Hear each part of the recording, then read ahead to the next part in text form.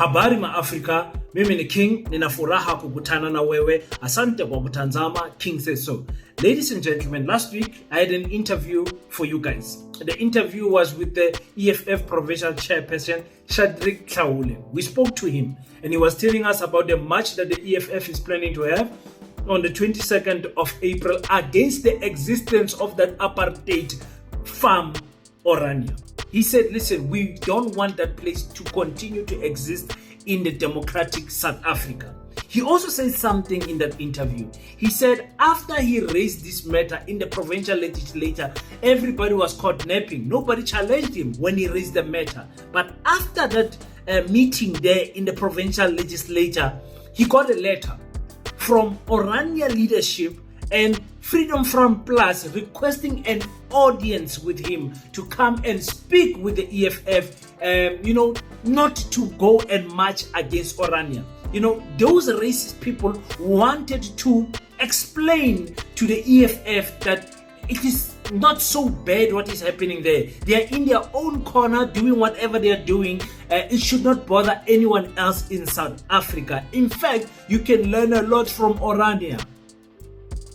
That is how they get us, these people, asking us to sit down in a corner. Well, the EFF in the province sat down with these racists and they listened to them, and I want to talk about that. I really want to talk about that meeting they had there. I need to call Shadrack. And hear some juicy information about what happened, transpired in that meeting, because we are now interested to find out, is the EFF going to continue with the march or will they soften up there in that meeting? Let's talk about that, Paseta, and much more.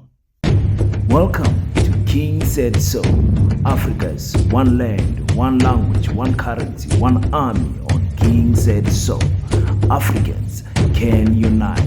Your Pan-Africanist podcast. Enjoy. Peace in Pan-Africanism to all my African brothers and sisters from all around the world. Welcome back to King Says So. I'm your host, Kagiso Hlongwane Zinjiva Sono, and we're back at it again with another one. This time around, we're talking about the EFF meeting with Orania leadership and Freedom Front Plus leadership, talking about the march that they are planning to have. Guys, we are now looking at 20 days going to the gala dinner of the 2nd of May. On the 2nd of May, we are having a fundraising gala dinner where we are inviting each and every one of you to come and dine with us and network with us and have an opportunity to hear the full presentation, exclusive presentation to the people that will be coming to the gala dinner. We thank each and every one of you who have supported us in this difficult journey, and you have shown that African unity is indeed possible. Go to www.paseta.co.za to purchase your ticket and come to Kimberley so that you can enjoy a weekend with us. Ladies and gentlemen, I want to talk about this meeting that the EFF had with Freedom Front Plus and Orania. It's a very interesting thing. Let's try to go back a little bit for people who are living under a rock.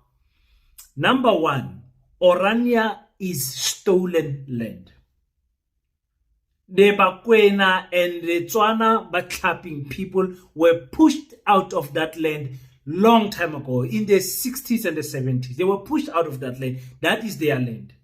They were pushed out, and then the government took that land. The government, or the apartheid regime, then later sold that land to the Orania, Mr. Boshoff.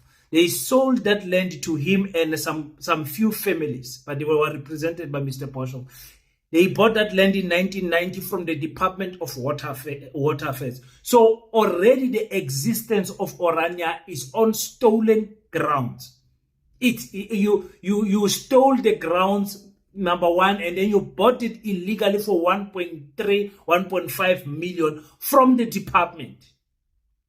Some people, they seem to ignore that. You can tell them that this land is stolen. They just want to see only the good in Orania. But that is how the system has programmed us as African people, to see nothing wrong with our master and see only the good. It's like a father who beats up his partner and his children, who gets drunk and who's got a temper problem, and then people want to say, but at least he provides food for them. That's how you sound to me, you African people who keep on defending what is happening in Orania. That's how you find. At least look at the good that is happening. Nangdina. There's nothing better. Orania last week, they had a husband shooting his wife and shooting himself. Guys, as a man, there's very few things that can lead to that. Men know what I'm talking about.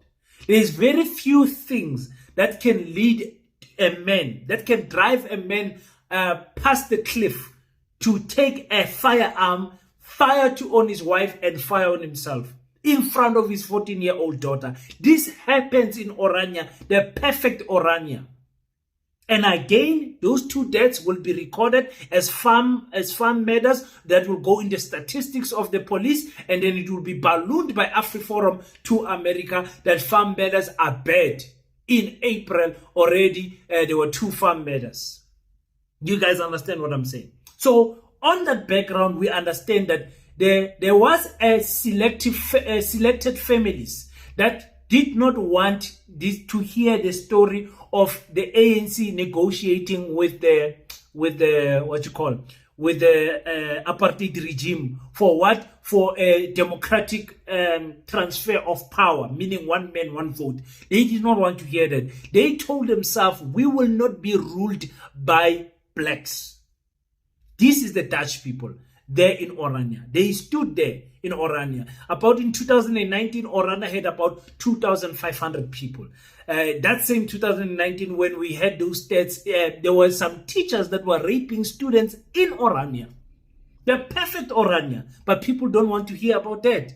Yeah, so what? They rape there, Nazi, they rape, Nazi, we rape in the township and everything. Exactly, that's the point. Nobody is spared from crime in South Africa. So why should they be special and be treated, with sensitivity because they are Dutch? That's the thing that is happening. So I always want to remind people this, to say, in the history of South Africa, there hasn't been a political party or a leader that has stood up and said, we're going to march against Orania. The EFF is the first to do that. Number one. Number two, Cedric Kaule is in his term as the provincial chairperson. So we give him the credit for doing this, for organizing this march, to say enough is enough. If you don't want to integrate with the culture of the people where you have came to, then you need to go back where you come from. And the problem is, even America does not want these people because they are forging their documentation to go for the refugee, to apply for the refugee pass there in America. They are faking. We know the refugee documents. They ask you, where do you stay? Which farm do you stay? How did crime affect you? All of those things. And they can't answer those things honestly, because when you answer those things honestly, no matter from which angle you are looking at, the farm in South African crime statistic, a farm is the safest place you can be in terms of numbers, in terms of percentage. We know that. So this issue of the Afrikaner Dutch people thinking that they are special from the rest of South Africa, there had to be one leader that has to stand up against that, and that is Cedric Kaule. I want you to remember that name forever. Cedric Kaule is the first African man to stand up and say, enough is enough. Him and his team, his provincial team, Deputy President Keke, great individuals. I have met them personally, so I can vouch for them. It's a difficult ask. Now, when we know for a fact that AfriForum, the Dutch, everyone who's a colonizer fears the EFF. They fear the EFF. They don't want to mess with the EFF. They know things can get left quite quickly without any shadow of a doubt.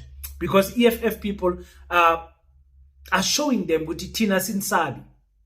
As in Nengi, we are not going to teach you special. From the CIC down to all the provincial leaders. Now, Seeing that is happening, they invited them to Hoshum Hotel. Hoshum Hotel is like a restaurant, guest house type of a setup where they invited the EFF. Who invited them? Freedom Front Plus and the leadership of Orania. They came and sat with them on a table. I actually wanted to tell Utaule to say, listen, don't even drink the water around these people. Don't trust these people. Nagancane. Don't. But I'm sure Utaule is a very wise man. He could see that from far. So they invited them. Why are they inviting them? They are trying to tell them, like, listen, you can march to the premier's office, but don't march to Orania because you're going to start something that you can't finish. But they are not going to say it like I said. They're going to try and intimidate the EFF without saying it straight. They will use words like, there is no need to provoke the people of Orania, the peaceful people of Orania. The EFF, Orania respects the politics of the EFF, and we would love the EFF to respect our stance to want to be independent. They will play around with words. They will play around with words, trying to soften the leadership of the EFF. The EFF has posted the pictures that I'm showing you guys come from that meeting.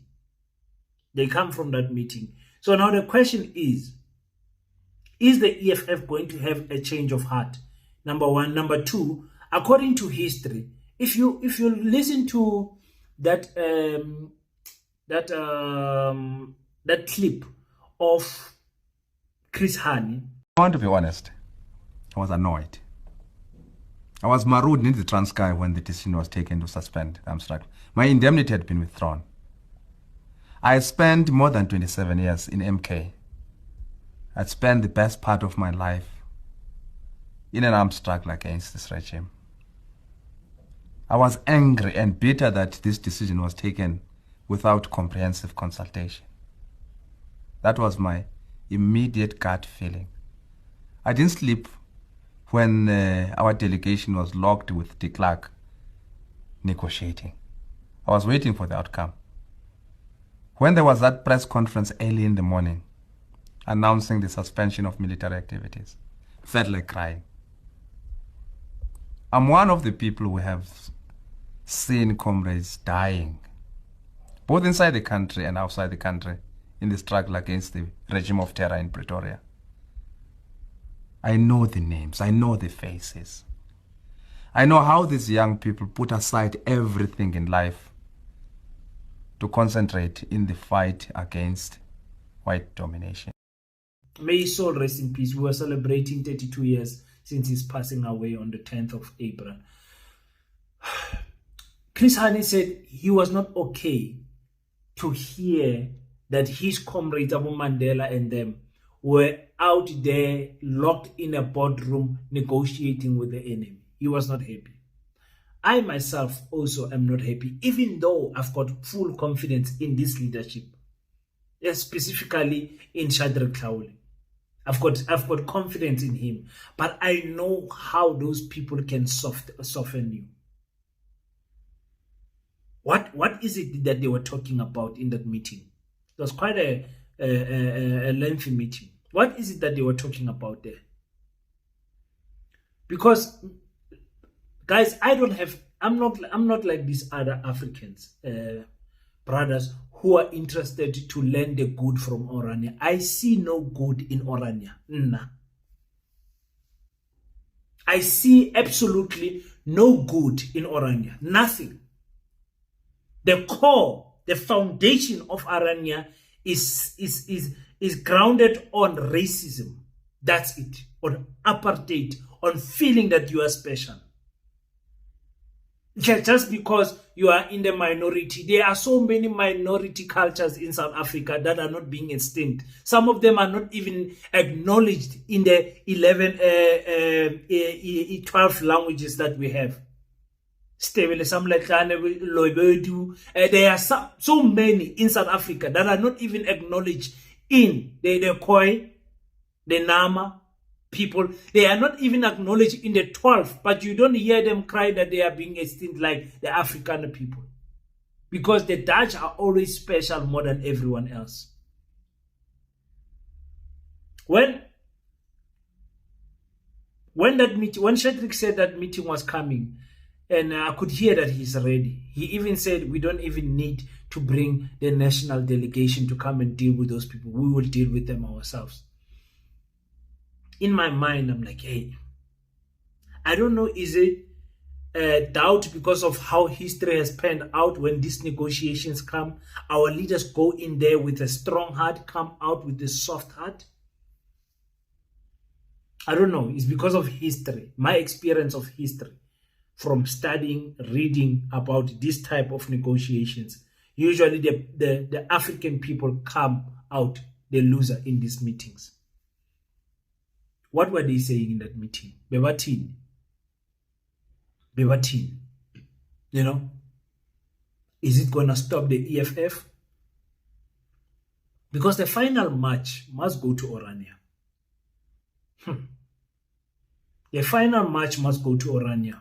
We must by all means declare war against racism in our country. We can't continue to operate as usual, as normal, with people who think Bona they can stay alone. And you see them commenting rubbish. Why is it that there is a Zulu kingdom? Why is it that those people are not discriminating against other traditions? I've got family that is staying in KwaZulu-Natal in the Zulu land. I'm not from the Northern Cape. I stay in the Tswana land, here in the Kgoshi West land. The thing they don't understand about African culture is that we are welcoming by nature. They don't understand Ubuntu. They just say those words, but they don't understand it. They can't comprehend it in their minds, in their racist mind. What were they saying to the EFF in that meeting? What the hell were they saying in that meeting? They were team. What is it that they were saying? I'm so interested. I'm gonna WhatsApp Shadrack. I'm gonna WhatsApp him. In fact, I would love to have a meeting with him before the match, like a short interview with him to hear how the organization of that match is going. You know, because he said they're gonna come out in numbers. They're gonna close the center